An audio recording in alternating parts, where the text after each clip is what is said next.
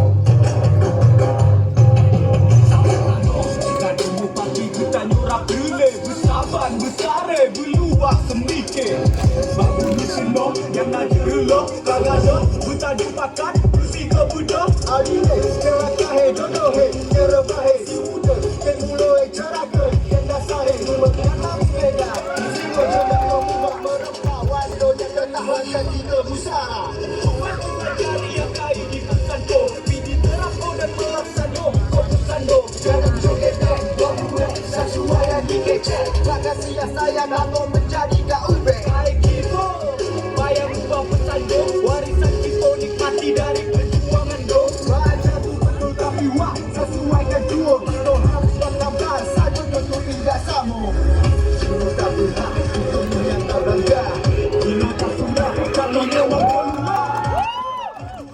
bawa sampai tak jaga tahu tak putus belum ada gaya ada budaya.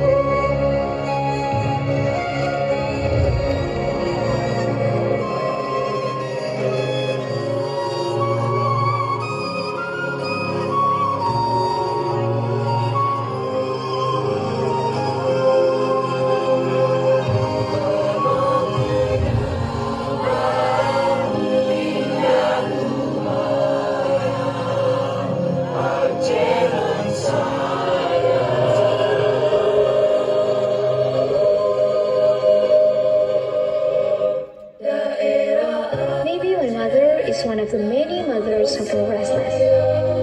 Imagining she grows on land that has a strong identity is then assumed to fade due to the times.